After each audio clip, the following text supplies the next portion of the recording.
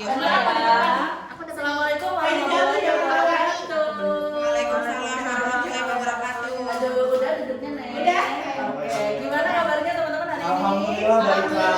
Alhamdulillah. Jaga kesehatan ya. Soalnya ini kemarau tapi dia sering hujan. Padahal harusnya kalau kemarau kan kering ya musimnya. Jadi harus tambah vitamin mungkin. Kalau nggak suka vitamin, madu juga bisa ditambahin ke minumannya anget-anget enak ya. Jadi semoga teman-teman dalam keadaan sehat terus. Nah, tadi kakak kirimin soal di grup, boleh nggak coba lihat grupnya dulu sebentar? Lihat dulu ya. Iya. Ayo dong semuanya lihat grup. Udah. Nah, itu salah satu soal yang sering keluar nih di materi sel subbab transformation ya. Ada yang tahu nggak jawabannya apa? Salah nggak apa-apa? Salah. Ayo. Kira-kira jawabannya apa dulu? Boleh dibaca dulu? Boleh dicoba dulu teman-teman? Ngasal nggak apa-apa? Kalau misalkan belum tahu, jawabannya apa gitu? Nggak tahu? Nggak tahu? Sama sekali. Kayak nggak pernah denger gitu materinya ya? Iya. Oh, cocok banget. Berarti kita bahas. Nah, coba aku mau kasih contoh dulu deh, biar kalian ada apa ya? Ada bayangan gitu ya. Jadi transport pasif, transport itu sebenarnya ada dua jenis teman-teman, aktif sama pasif. Cuman karena kita waktunya sebentar, kita bahas satu aja dulu ya, yaitu transport pasif. Nah, transport pasif berarti dia ada tiga sebenarnya. Cuman karena di soal itu cuman butuh dua konsep ini, jadi aku jelasin dua konsep ini. Yang pertama difusi, yang kedua osmosis. Apa tuh Kak difusi gitu ya? Siapa yang suka bikin teh? Ada aku. Kopi. Aku.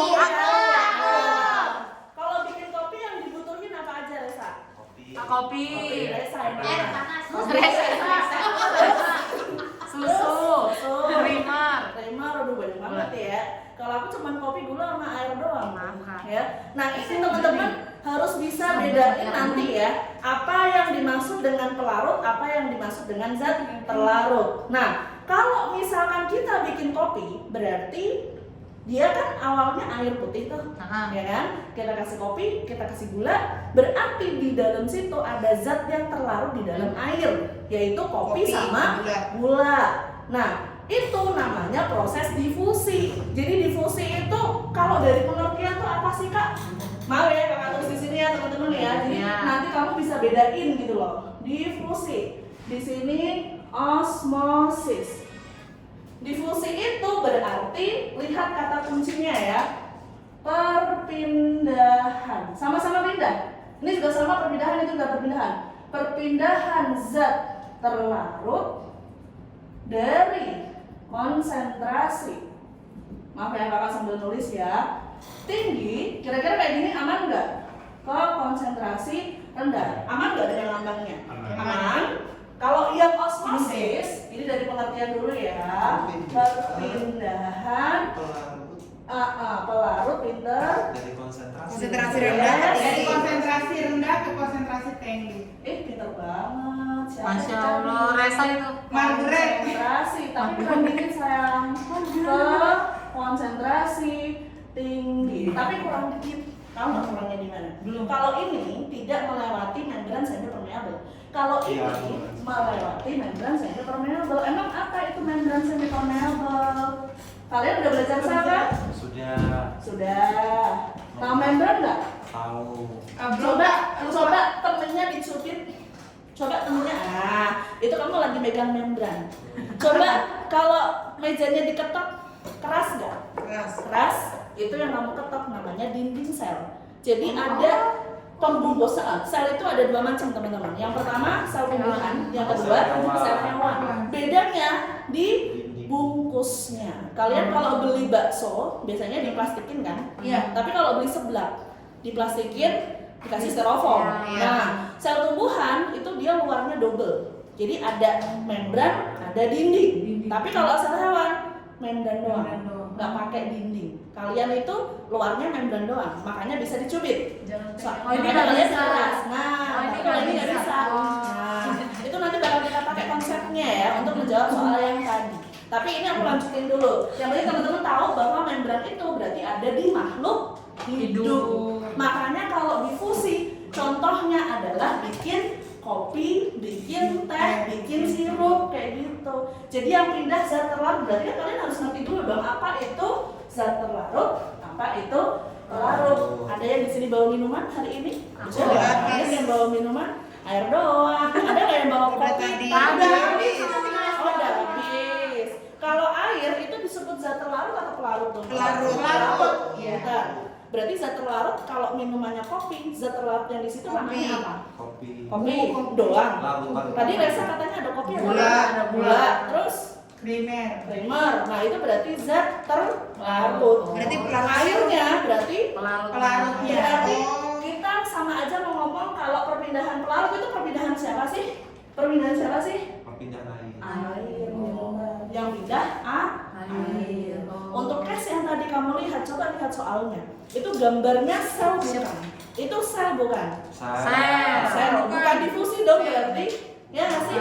Berarti apa dong? Osmosis. Nah, cuma di sini ada satu konsep lagi nih teman-teman tentang konsentrasi ya. Tadi kan kamu lihat nih ada konsentrasi tinggi, konsentrasi rendah, konsentrasi rendah, konsentrasi tinggi. Kalau konsentrasi tinggi, kalian pernah dengar kata hipertensi nggak? Pernah. Oh iya, Tekanan darah tinggi. berarti kalau konsentrasi tinggi itu disebut sebagai hipertonik. Ih, pinter banget. Kalau konsentrasi rendah berarti disebut darah rendah itu apa?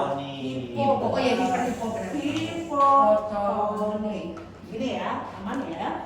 Oke, sekarang di sini aku punya 3 gelas kayak tadi itu ya. Ini kan kita bahas sel tumbuhan, jadi tumbuhan aja ya. Iya. Oh, taunya dari mana Kak itu sel tumbuhan? Lihat di situ. Di situ kan ada 2 bungkus ya. Ya. Ada yang bentuknya sel tuh kadang-kadang gini teman-teman. Ada yang dia cuma begini doang, ada yang di luarnya ada lagi nih. Tuh. Nah, ini ya. Kalau dia tuh cuma begini doang, berarti namanya sel hewan. Tapi kalau dia begini, ada bungkusnya 2, berarti namanya sel tumbuhan. Yang direndam di situ siapa? Sel tumbuhan atau sel hewan? Sel tumbuhan. Siapa yang di sini pernah makan pare? Enggak suka. Enggak Nggak suka. Tapi tahu nggak caranya menghilangkan pahit di pare? Enggak. Karena pahit tuh pada nggak suka. Nggak tahu. Masa nggak tahu dari semua orang ini nggak pernah masak pare sama sekali? Talas tahu talas nggak?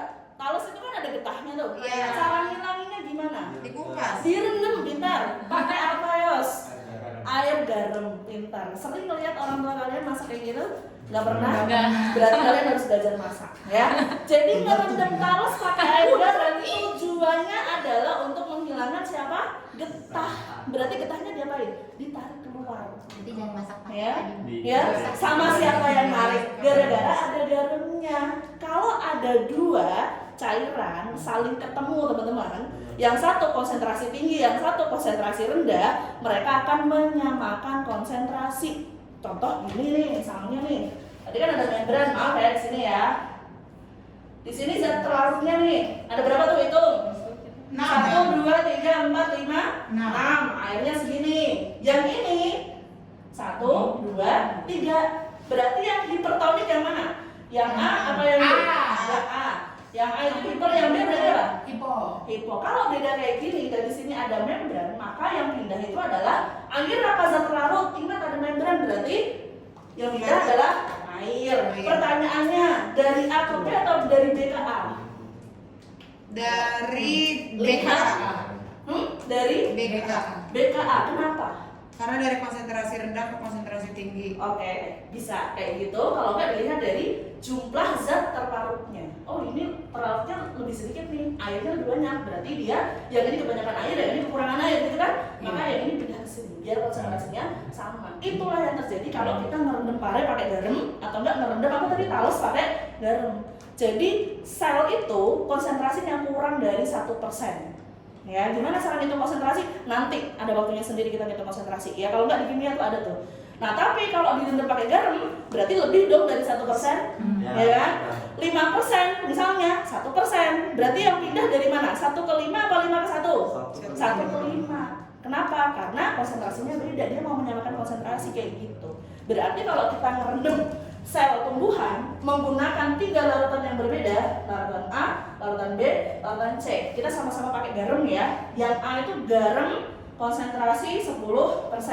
Yang C pakai garam tapi konsentrasinya itu kurang dari jangan kurang dari 1%. Pakai air aja. air putih. Ya, air putih itu ada konsentrasinya nggak? Enggak. Enggak, ya nggak ada garamnya ya berarti ya. Yang B itu konsentrasinya 1%. 1% itu berarti sama dengan sel. Ini ya teman-teman ya, aman nggak kira-kira? Aman. Sekarang aku punya 3 sel. 1, 2, 3. Ini anggap aja sel tumbuhan ya tadi ya. Kalau misalkan kita rendam dalam waktu yang lama, 5 menit, 10 menit, apa yang terjadi? Gitu kan? Ingat konsep osmosis. Apa tadi yang pindah? Air, pelarut. Dari konsentrasi apa? Rendah ke konsentrasi tinggi. Ini garam 10%. Berarti yang di dalam sini, ya, ini kan garam 10% nih. Biar nggak ini 10%. Berarti yang di sini berapa? Konsentrasi sel itu berapa? 1%. Berarti yang hiper tuh yang di luar kayak di dalam? Luar. Berarti ini dengan larutan hipertonik. Apa yang terjadi? Airnya kemana arahnya? Dari dalam keluar atau dari luar ke dalam? Dalam keluar. Dari dalam keluar. Dokter yang lain kenapa nggak paham? Kenapa nggak jawab?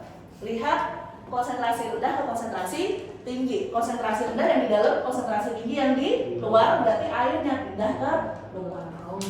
Aman? Ada pertanyaan? Ayo aku ngomong kalau nggak ngerti. Ada pertanyaan?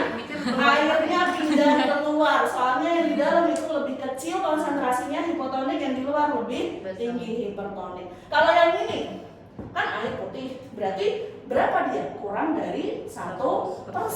Kalau kurang dari 1%, yang di dalam berarti kan 1%. Yang di luar kurang dari 1%. Apa yang terjadi dengan airnya? Masuk ke dalam sel. Ya, ini H2O-nya masuk. Nah, pertanyaannya yang ini apa yang terjadi? Kan sama tuh. Kalau udah sama ada yang pindah nggak? Enggak. Kan tadi kalau pindah dia mau menyamakan konsentrasi kan? Oh, iya. Nah, sekarang apa yang terjadi kalau ini tuh airnya keluar terus? Tahu nggak apa yang terjadi? Drenasi. Mirip. Kurang dikit. Kan ini sel tumbuhan. Kalau drenasi sel hewan, ya. Maka membrannya itu akan mengerut. Kalian pernah nggak berenang di laut? Air. Di laut. Bakal lebih sering mengkerut kan tangannya. Kenapa? Air yang di dalam tubuh kamu itu pada kesedot keluar. Soalnya di dalam itu hipotonik, yang di luar itu hipertonik. Makanya mengkerut tangan kamu. Berarti di sini mengalami pengerutan nggak? Iya. Kalau dia mengalami pengerutan berarti gambarnya sekarang kayak gimana dong? Gambarnya sekarang kayak gimana dong? Membrannya berkerut, ya kan? Terus dinding selnya tetap. Tuh, itu disebut apa sih? Keadaan kayak gini disebut plasmolisis. Oke? Membran plasmanya lepas. Itu disebut plasmolisis. Aman nggak kira-kira? Aman. Kalau ini apa yang terjadi? Ya nggak terjadi apa-apa. Karena nggak ada perubahan, sama soalnya. Nah yang ini gimana? Kan masuk terus.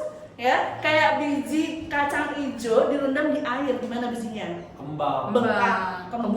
Kalau dia bengkak berarti ukurannya jadi gimana? Gede. Dari makin gede. Ya.